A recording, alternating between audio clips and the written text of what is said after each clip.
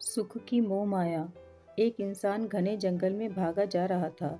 शाम हो चुकी थी, इसलिए अंधेरे में उसे कुआं दिखाई नहीं पड़ा और वह उसमें गिर गया। गिरते गिरते कुएं पर झुके पेड़ की एक डाल उसके हाथ में आ गई। जब उसने नीचे झांका तो उसकी आंखें फटी की फटी रह गईं, क्योंकि कुएं में 4 अजगर मुंह खोले उसे देख रहे थे और जिस डाल को वो पकड़े हुए था उसे चूहे कुतर रहे थे। इतने में एक हाथी आया और पेड़ को जोर जोर से हिलाने लगा। आदमी घबरा गया और सोचने लगा कि हे भगवान, अब क्या होगा।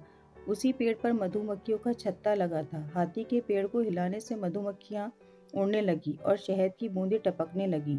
एक बूंद उसके होठों पर आ गिरी। उसने प्यास से सूख रही जीभ को होठों पर फेरा तो शहद की उस बूंद में गजब की मिठास थी। कुछ पल बाद फिर शहद की एक और बूंद उसके मुंह में टपकी। अब वह इतना मगन हो गया कि अपनी मुश्किलों को भूल गया। तभी उस जंगल से शिवजी एवं पार्वती अपने वहां से गुजरे। माँ पार्वती ने उसकी दयनीय स्थिति को देखकर भगवान शिव से उसे बचाने का अनुरोध किया। भगवान शिव ने उसके पास जाकर कहा, मैं तुम्हें बचाऊंगा, मेरा हाथ पकड़ लो। उस इंसान ने कहा कि एक बूंद शहद और चाट लूं, फिर चलता हूँ। एक बूंद, फिर एक बूंद और एक बूंद के बाद अगली बूंद का इंतजार। आखिर थक हारकर शिवजी चले गए।